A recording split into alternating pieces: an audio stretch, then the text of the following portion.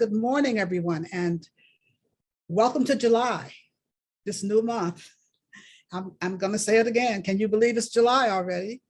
Can you believe that we are more than halfway through this 2022 year? And of course, I'd like to wish you all a happy Independence Day weekend. And also, I'd like to thank Reverend Sally Robbins for a wonderful service last week when she filled in as guest speaker here last week. She served as guest speaker last week. So let's take a deep breath as we move into this new month and to this new theme that we have this month. The new theme for the month is New Day Dawning, New Day Dawning. New day dawning. And you know, that's pretty exciting because when a new day is dawning, that means that there's a window of opportunity for new experiences, new choices, new challenges, new ways of dealing in the world, new ways of living in the world, new ways of moving through the world. And that's what's happening now. There's a new day dawning for each of us, for all of us, for this world. There's a new day dawning now. And that can be pretty exciting and that can be pretty scary. There's a new day dawning for Creative Living Fellowship. There's a new day dawning for, as I said, for all of us, for the world, a new day is dawning. And so that's what we're going to be focusing on this month, new day dawning, as we continue to walk each other home, which is what we were talking about last month, and what we're continuing to do, whether we're talking about it or not. And as we move on down this road to walking each other home, that's my topic for today, moving on down the road, moving on down the road. Moving on down the road. Let's take a breath on that. Moving on down the road. You know, I turned the TV on just before as I was getting dressed this morning, and the first thing I heard the person on TV say is he was talking about travel, and he said, "Travel ahead is turbulence, so make sure you fasten your seatbelts."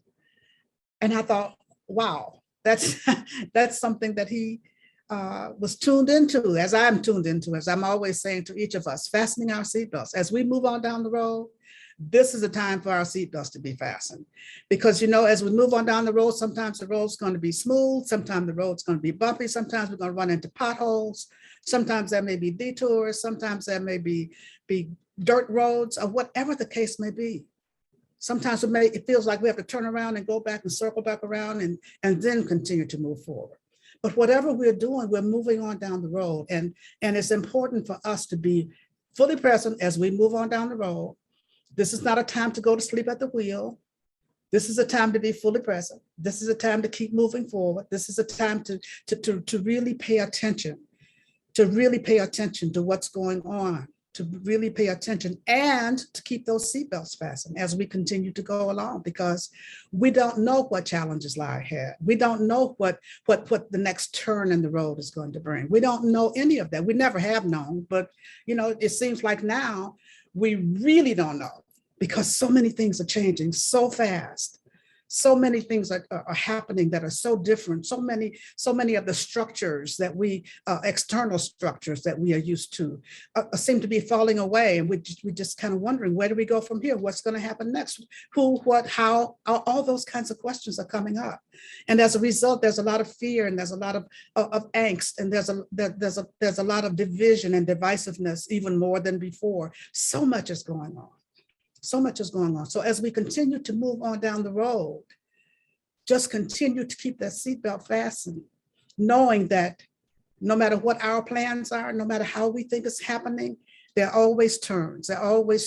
There's always something that's different. There's always something coming up that's unexpected. And that's what we have to keep in mind as we move on down the road. You know, last Saturday, a week ago, I received a text message at 7 o'clock in the morning from my best friend in Los Angeles, Gary Jones. And he was telling me that he had fallen during the night and he had injured his arm. And so he was on his way to the emergency room to have it checked out.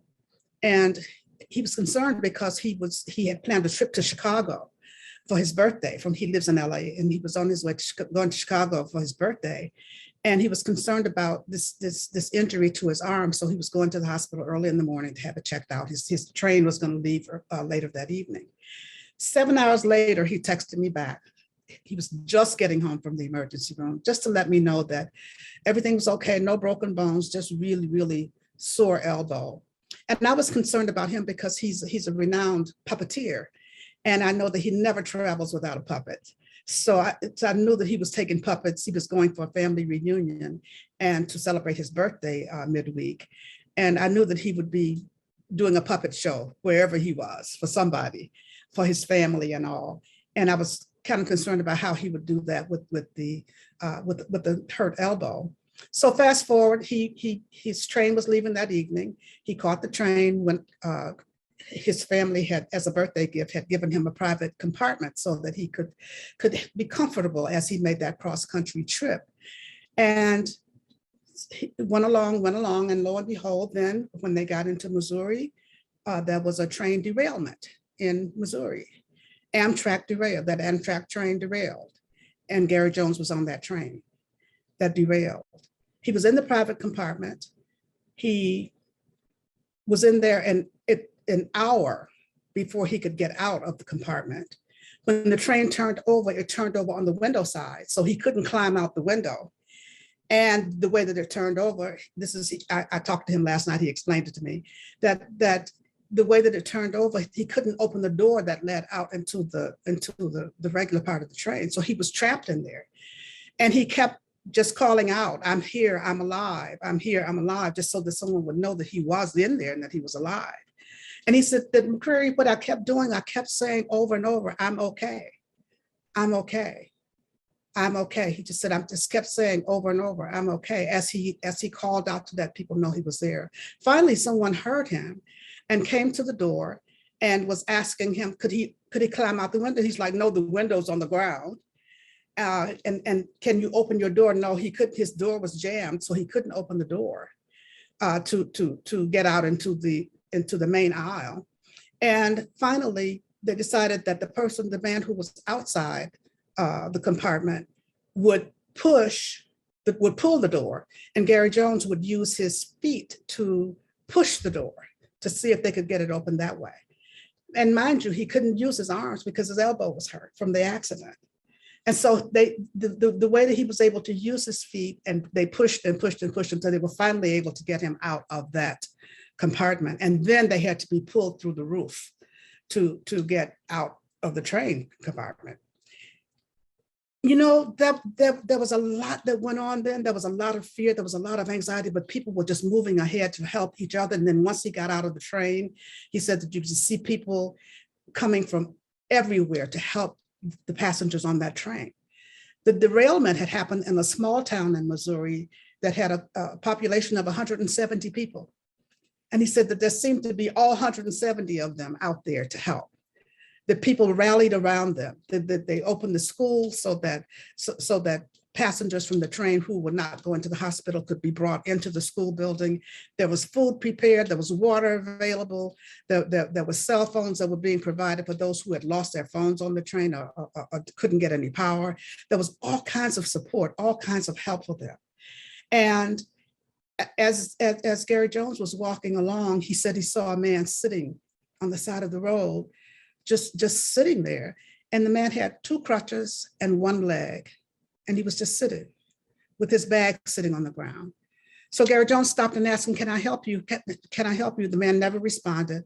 He just kept asking, "Can I help you? I'm not going to leave you here. Let me help you." And after 2 or 3 cigarettes, the man finally responded and nodded that Gary Jones could help him.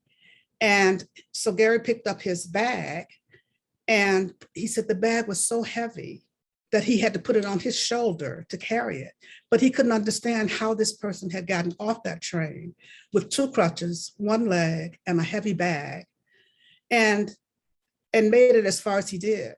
So Gary Jones was able to help him to get to the buses so that a bus could take him on to the hospital to be checked out. The important thing about this story is that there was so much unity there. There was so much people helping each other. There was so much coming together. There was so much oneness being shown there. There was so much love being shown there. There was so much coming together that it seemed that without people even thinking about it, without stopping to think about it, everyone was reaching out. Everyone was reaching out to everyone else. How can we help you? As it turned out, there were bus drivers, the school bus drivers were called back in to help to transport people to either to the school or to the hospital or wherever they needed to go.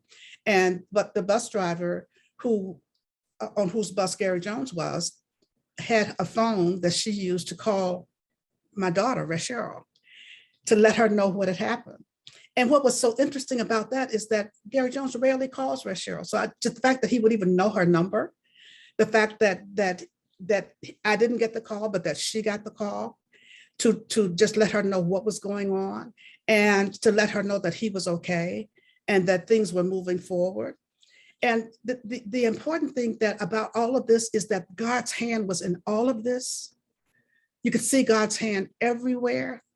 As the people were being taken to the hospital, as they were being taken to the school, as phone calls were being made, as the person who came to help Gary Jones open his door to get him out of that compartment, as so many things were going on. The fact that he even had a private compartment, because as he learned later, the train was overbooked. Who ever heard of a train being overbooked?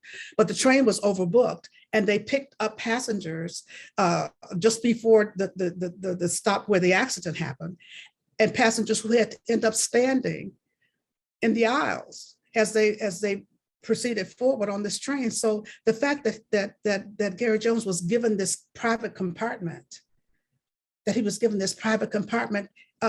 probably kept him even safer, because he when he bounced around, he said he bounced around like a penny in a jar, but at least he was in a private room. At least he was in a private compartment. He wasn't bouncing around on other people. So, God's hand was all in this. God's hand was all in this. God's hand was all in this. And that unity, that oneness that was able to be expressed through each and every person who was there to show up for each other. Each and every person, without questioning what their differences may be, what their political persuasions may be, what their sexual orientation may be, what their belief system was. None of that, what their races may be. None of that was important. None of that was considered. All that was considered was coming together. All that was considered was serving. All that was considered was helping each other. All that was considered was being in that place of unity. Being in that place of unity. Being in that place of unity. What an awesome situation that is. What an awesome story that is. What an awesome opportunity everyone had to come together and to allow God to express itself in and through and as each one of them. In and through and as each one of them. Perfect idea of unity, perfect idea of oneness, perfect idea of coming together. Let's take a breath as we look back to that was one moment in time. We're always looking at one moment in time, because just before that, on that Friday, we had major Supreme Court decisions coming down. Not only that Friday, the Friday was when the Roe versus Wade decision came down, and then before that was a decision having to do with gun control, things that were divisive, decisions that were controversial, decisions that made people fearful, decisions that made people angry. Decisions that brought up a lot of grief, decisions that brought up a lot of anxiety, a lot of blame, a lot of judgment, a lot of divisiveness. That was a time of separation, because people took to the streets, and other people took to Facebook and other social media platforms, and to vent their anger, to vent their disagreement, to vent their disagreement is the word that keeps coming up, but that's not the word that I want to use. But at any rate, disappointment was a big word that came up. Disappointment, and as I said, fear and judgment and anger and all these things that separate us were the things that came up, even in the same time period that the train wreck was happening, and all this unity was happening, and then all this love was happening. And so the question that I have for each one of us is, where were you during this time? Where were you in your feeling place? Where were you during the time of the discomfort and the disappointment and the time of anger? Where did you go to deal with your feelings about it? How did you deal with your feelings about it? What feelings did you have about it? Have you really dealt with what you were feeling about it? These are questions that we all need to deal with for ourselves, because it's important to know how we're feeling, so that we can be real clear about it and move through those feelings so that we can move to the other side of them and open up so that we can allow that power and that presence that is within us, that power and that presence that is seeking expression through us, that power and that power and that presence that is seeking to reveal itself as whatever we need in any given moment. Allow it to come through, allow it to reveal itself. And so unless we are really dealing with how we feel now, unless we're really dealing with what all this controversy has brought up for us, this is what we need to know as we move on down the road. Because as we move on down the road, again, there's turbulence ahead. There's turbulence ahead. There's turbulence ahead. We don't know what it is. But what we need to do is to be real clear and real anchored and real grounded and real aware of what we're feeling, of what we're thinking, of what we believe, of how we want the world to be, how we want to respond, and by all means respond. But responding from a place of groundedness, responding from a place of centeredness, responding from a place of oneness, responding from a place of openness. Yes, if you're angry, by all means, express that anger. By all means, deal with the anger that you're feeling. If you feel that you must express your anger in writing and you must lash out, does it have to be on Facebook?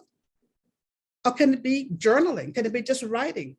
Can it just be writing and just letting it out? Because as we let this stuff out, we know that there's toxicity. So we want to let the toxicity not be within and just stay within us, but just letting it out. But how are we letting it out? Are we contributing anything to the world by letting it out on Facebook? Are we contributing anything in the world by letting it out on any other social media platform? Or can we just let it out? The important thing is to let it out, to create a space so that whatever is seeking to reveal itself, if it's peace is seeking to reveal itself, if it's forgiveness is seeking to reveal itself, if it is harmony that's seeking to reveal itself, if it's love, if you're feeling hate, love is seeking to reveal itself, whatever it is, by all means, let whatever may be blocking it out, but let it out in a way that does not spew all over other people. If demonstration and protest is what you feel called to do, by all means do that. By all means speak out. But when we go out and we're in that place of them against us, then what good does that serve except our own feelings of anger and powerlessness and whatever the case may be. I was looking at some of the protests that were going on, and I was looking at the two sides. One side on one group on one side of the street, and another group on the other side of the street, and they were yelling at each other, and they all looked the same. They were all angry. They were all yelling. They were all judging. They were finger pointing. They were doing all this, and the only way I could tell one group from the other was by the signs that they have. By the signs that they have. There was that whole separation thing. And so what we have to be mindful of is that when we are really expressing our anger, when we are really moving into that them against us, how would anyone know whether we are them or us? How would anyone know? When we're all acting the same way, when we're all expressing our anger the same way, when we're all finger pointing and blaming the other side, how would anyone know?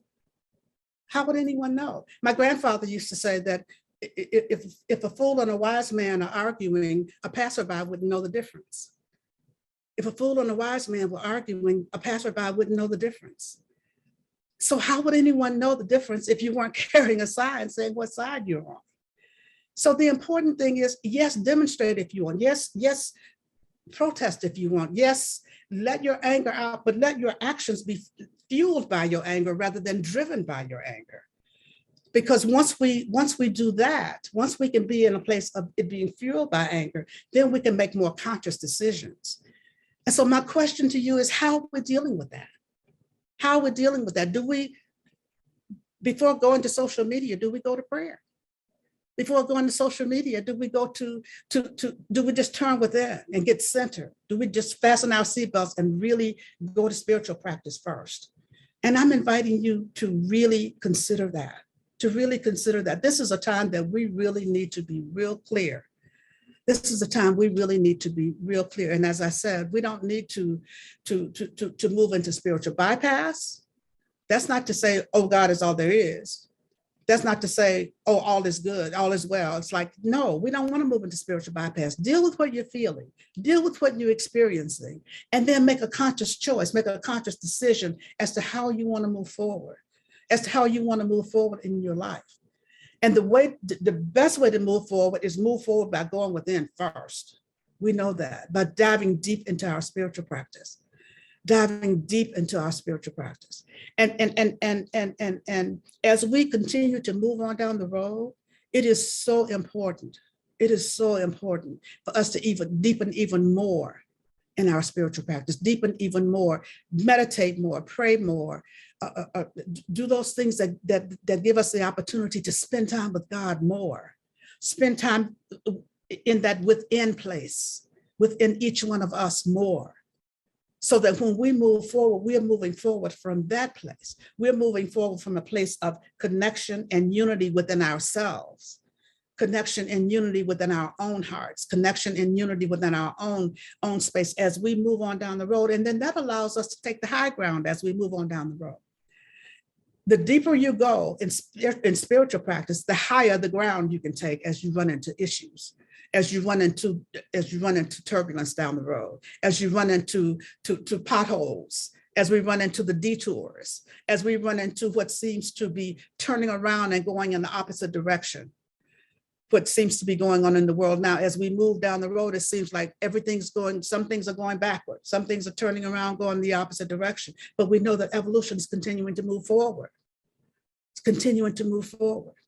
And what we also know is that we are free. This freedom is the quality that comes up during the month of July. The spiritual quality that comes up is freedom. But we know that we are free because, as Ernest Holmes says, we are free because we are made in the image of perfection. And that perfection leaves us alone to discover this freedom for ourselves, to discover that we have free will for ourselves. Man is left alone to discover our own freedom, to discover our own perfection. And so when we see people acting out, when we see things happening that don't seem fair, when we see things happening that don't seem to be for the highest and best for all, we are each free to express God in our own way, to discover our own divinity, and to discover the divinity in others. I've had people, let's take a breath for a moment. I've had people complain to me and say to me this week, several people have said to me that it's hard to see God in this situation. It's hard to see God where in all the things that are going on now. Well, my question is, what does God look like? If it's hard to see God, what does God look like? What are you looking for? Ernest Holmes says, what you're looking for is what you're looking with. What you're looking with is what you're looking for. And so what you're looking with is also what you're looking at. What you're looking with is what you're looking at. If you're looking with anger, then that's what you're going to see.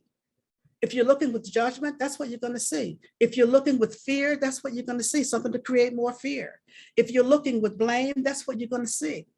And it's pretty hard to see God in the midst of that. And so what we have to do is to come to recognize that what we're looking for is what we're looking with. What we're looking for is what we're looking with, and what we're looking with is what we're looking at. And so what are we looking for when we say, I can't see God in this? What does God look like? What does God look like? What does God look like to you? What does God look like to you? And that's a real question for each of us to ask. What does God look like? And as you're asking that question, then go back to the truth that you know. If you can't see God in it, begin to speak the affirmations of the truth that you know. I know that God is everywhere present. And if I know that God is everywhere present, I know that God has to be in the midst of this. If God is everywhere present, I know that God has to be in the midst of every person here.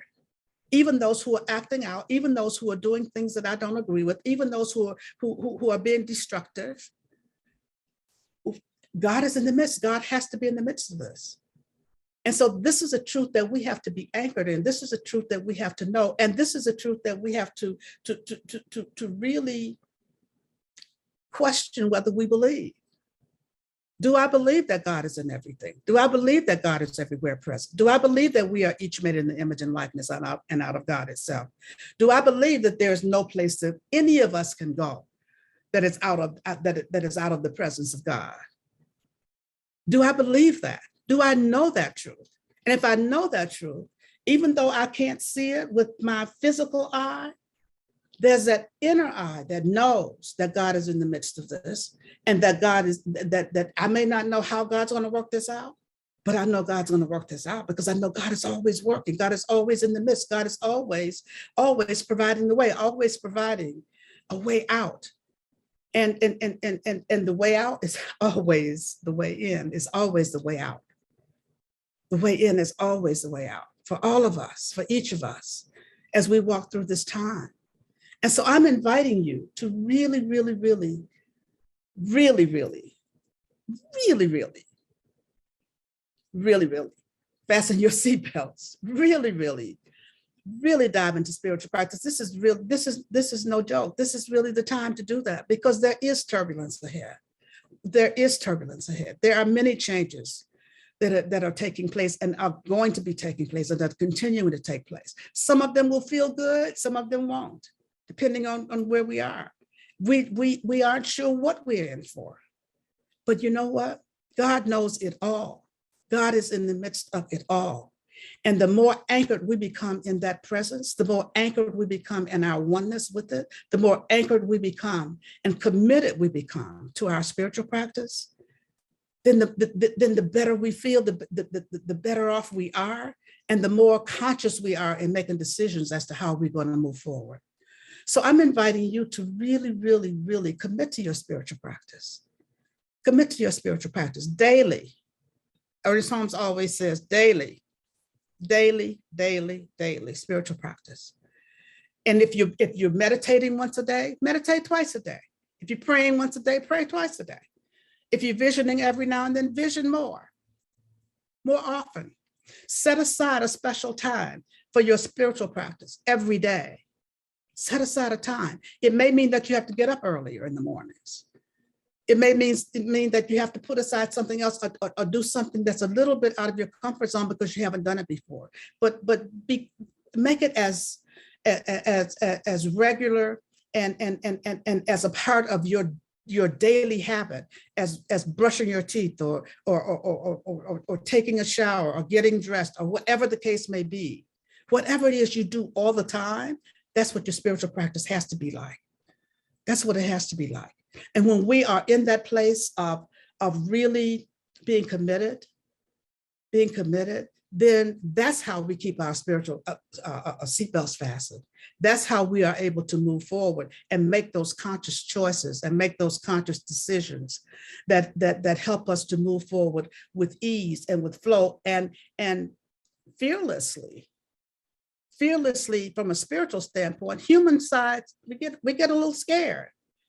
But from a spiritual standpoint, we move forward fearlessly, knowing that there's that power and that presence that is guiding us. One thing that I can say about my friend Gary Jones is that he is one of the most disciplined people I know.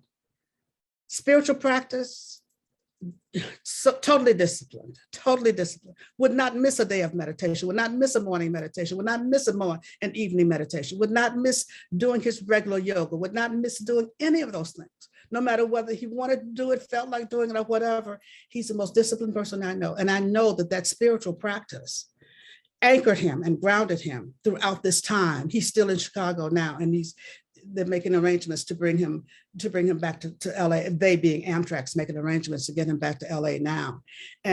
But I know the anchoring that happened for him, the groundedness that happened was because of his spiritual practice that he's been doing for more than the 30 years I've known him, and that he continues to do every day,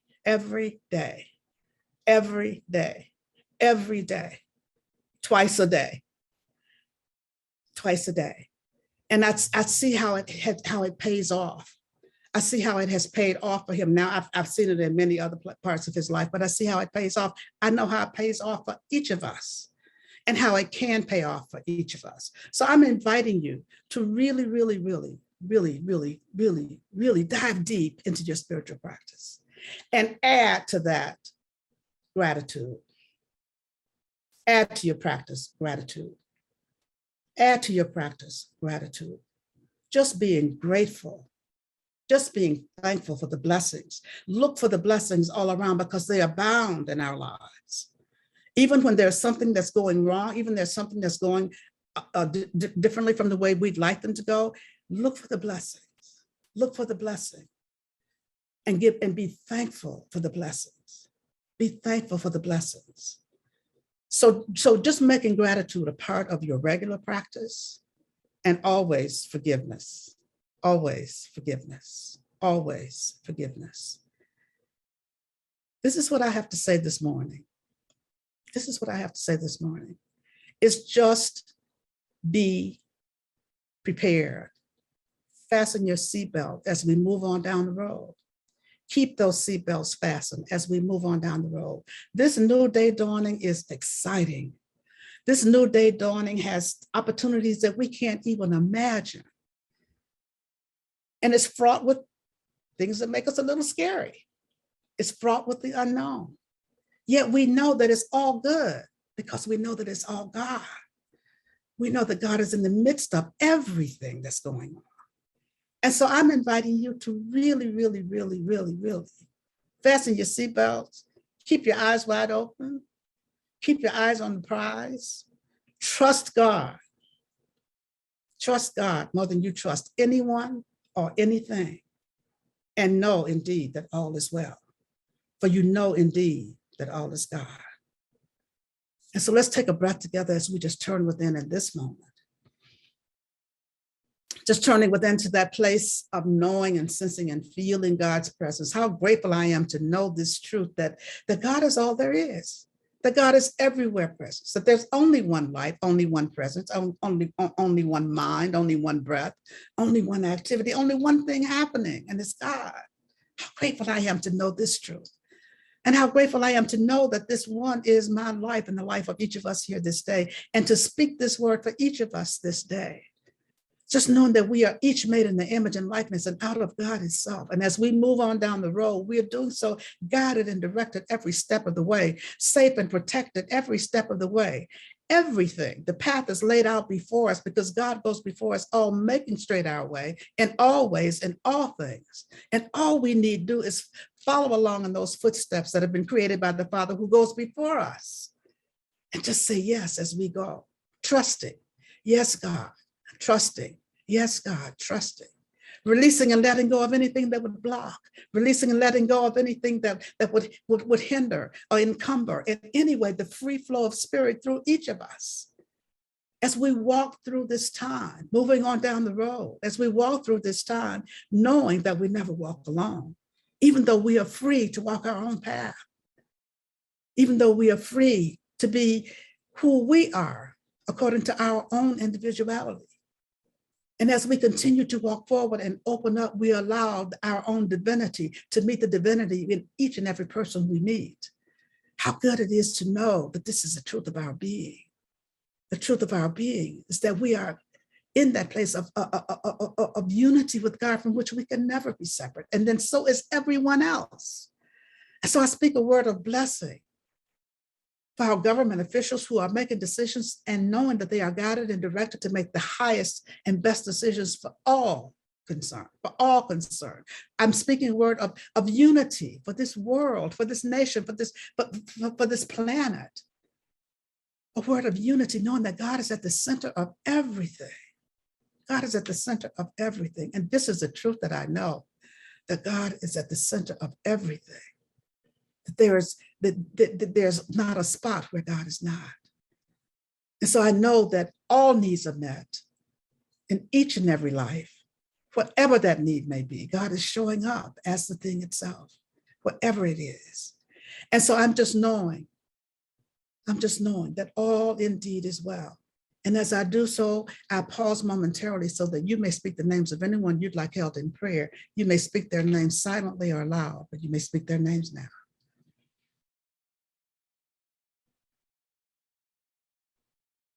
And so for all those whose names were spoken here this day, I know that God is in the midst of everything, every situation, every circumstance, every event. God is in the midst of each and every life. God is right where each one is, right here and right now, and all is well. And so I simply say, thank you, Father, Mother God, as this prayer goes out to anyone on this planet needing a prayer this day. I know that God is and that all is well. And I simply allow it to be. And so it is.